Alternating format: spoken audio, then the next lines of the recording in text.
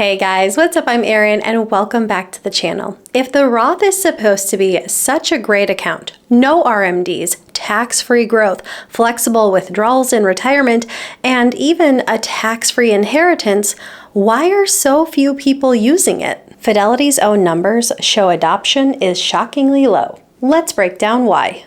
Here's what the data looks like. This is straight from Fidelity, the largest 401k administrator in America. Baby boomers, only about 12% are using a Roth 401k.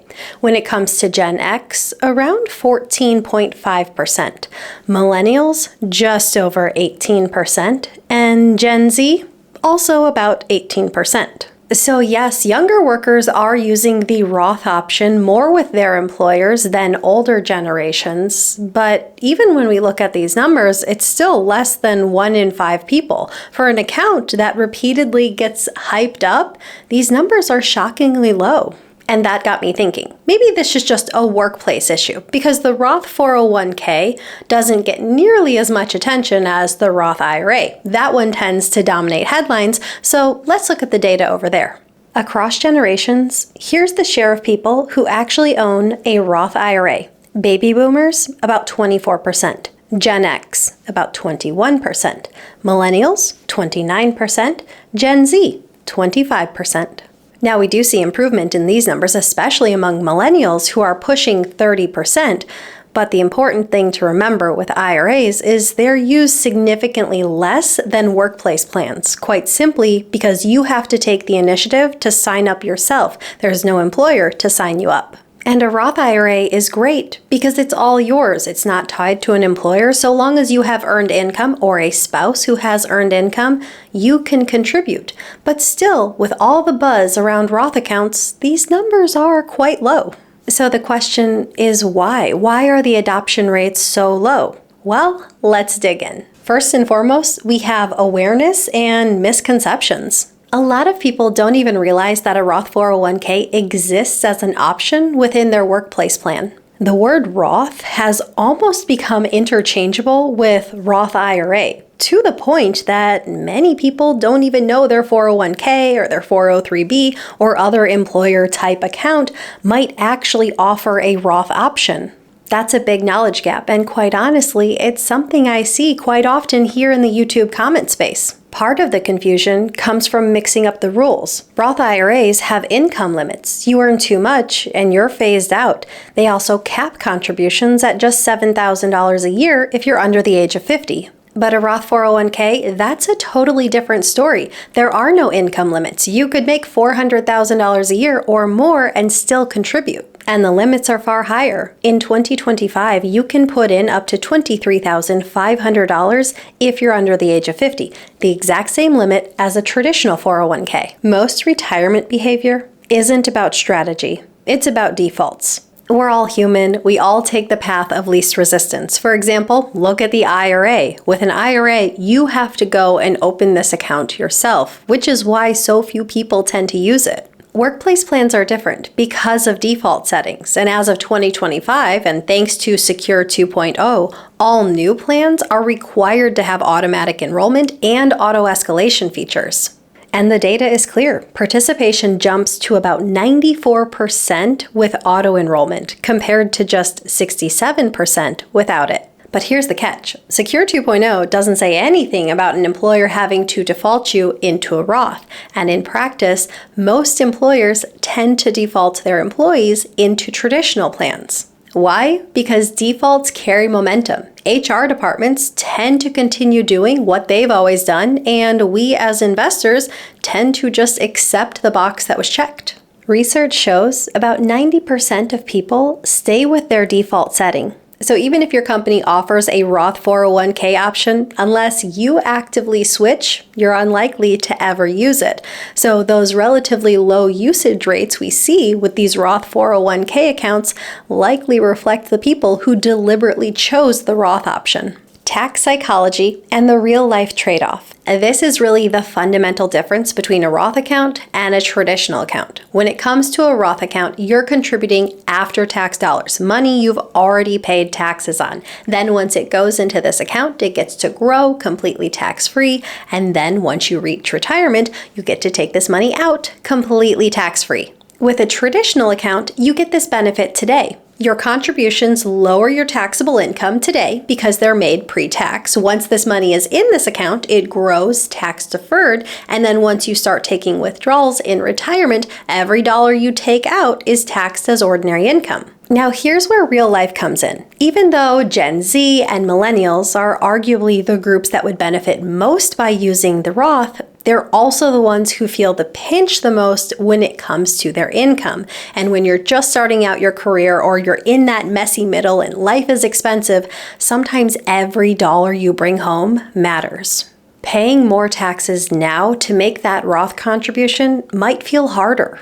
And if you're mid-career, juggling a mortgage and childcare and all the other expenses of daily life, that upfront tax break from a traditional account can feel like the easier choice. It simply lets you keep more of your paycheck today. Let's run an example. Let's say you make $70,000 a year and you want to contribute $500 a month to one of these accounts. Without any 401k contributions, your monthly paycheck might be about $4,800 a month after taxes.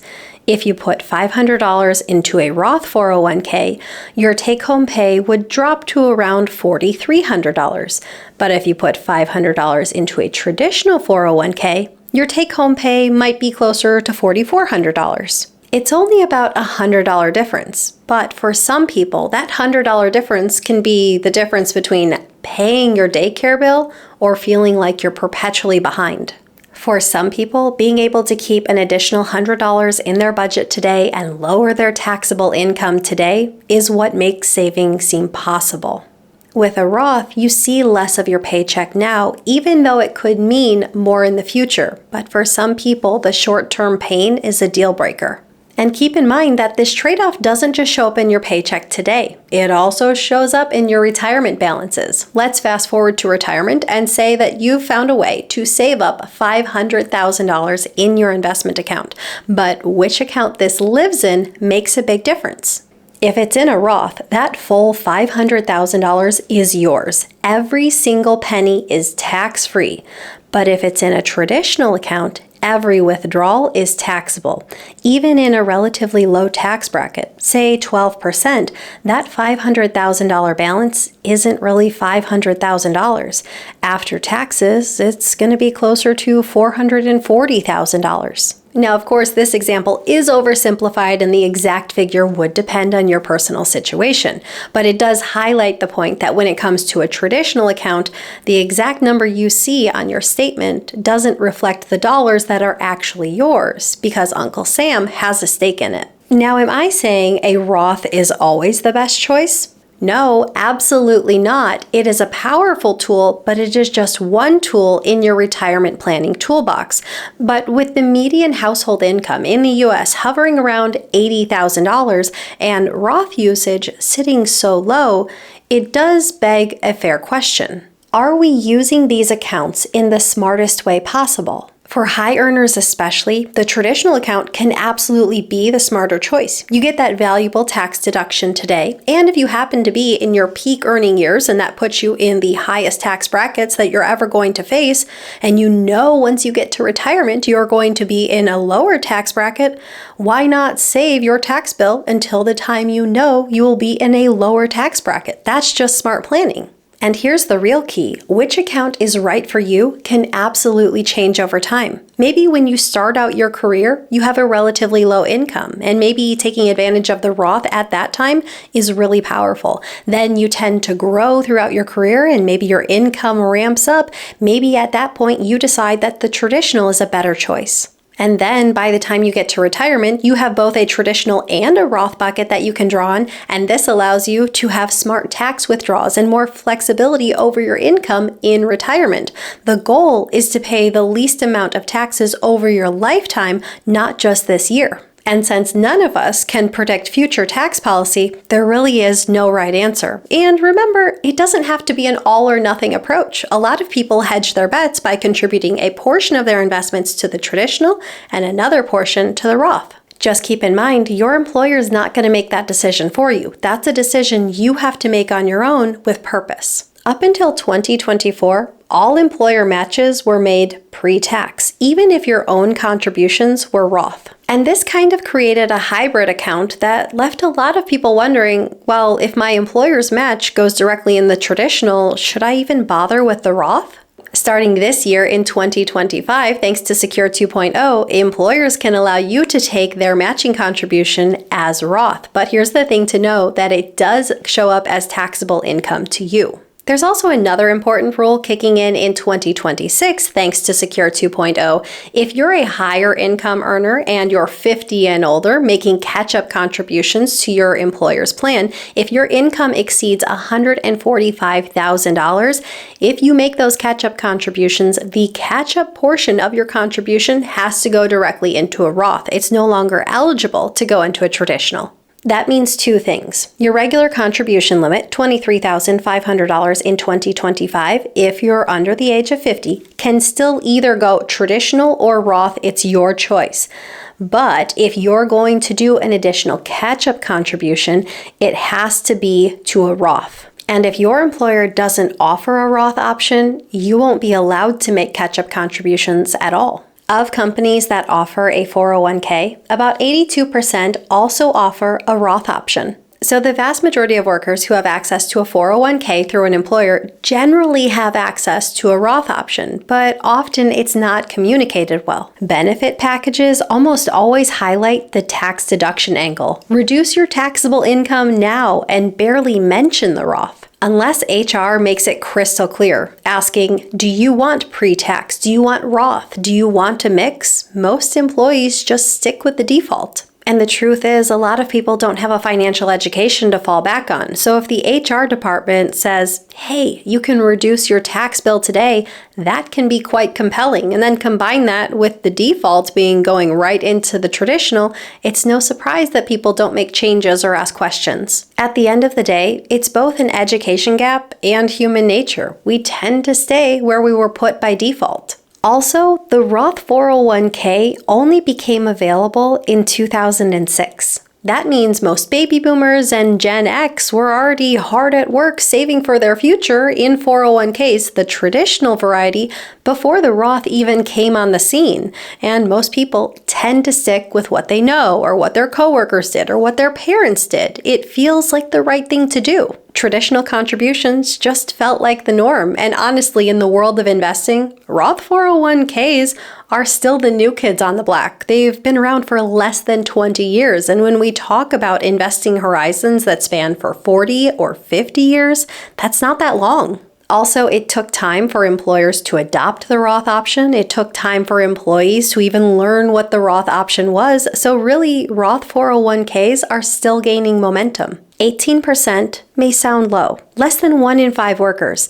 but it's still nearly double the usage we see among baby boomers. And that tells us there's a generational shift happening. Roths are breaking through, just at a slower pace than the hype might suggest. Looking ahead, I wouldn't be surprised if Roth usage climbed to 30 or 40% within the next decade, but it is going to require action on both sides, from the employer and the employees. If employers continue to default employees into the traditional option, we're going to see these numbers stay roughly where they are. But if employers start to offer a real choice or give people an option, hey, do you want to go directly into a Roth or a traditional, I bet we'll see these numbers climb faster than they have. I want to be really clear here. I do not believe that the Roth is always the best or the only choice. There is absolutely a time and a place for traditional accounts. The right answer comes down to your personal situation and having the ability to answer questions that only you can answer. What matters most is that you make the deliberate choice about which account you're going to contribute to, whether that's a traditional or a Roth, instead of just sticking to the default.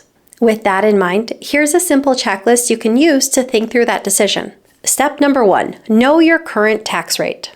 Write down your marginal federal and state rate today. That's the rate you're saving if you're doing traditional, or the rate you're paying if you're doing the Roth today.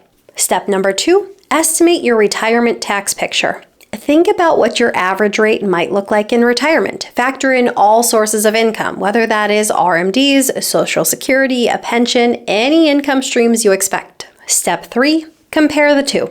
If your expected tax rate in retirement is higher, the Roth likely has the edge. If your expected tax rate in retirement is lower, then the traditional likely comes out ahead.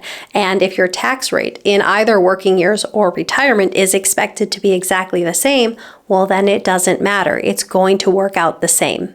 Step number 4, factor in time horizon and growth. The longer your money has to grow and the higher the expected growth of your money, the more powerful the Roth can be. And step 5, maybe you hedge with a mix. You don't have to choose 100% Roth or 100% traditional. You can contribute a mixture between the two, and that way, by the time you get to retirement, you can draw in both buckets and you have greater control of your taxes in retirement. At the end of the day, it isn't about whether the Roth or the traditional is better. It's about which fits your life. The tax rates are going to change. Your income is going to change. What matters is that you choose deliberately and then adjust as life changes. So what are your thoughts? Do you use a Roth? And if so, what type? Is it simply the IRA? Is it a 401k? Do you prefer a traditional? Leave your comments down below. I post new videos every single week. If you got anything at all out of this one, please give it a like. If you're new here, please consider subscribing. Or if you know of someone who might get something out of this type of content, please consider sharing. I'll see you soon. Bye. Such a great ground. Let's make sure my baby is still sleeping. He is. And you're in the higher tax brackets of your life.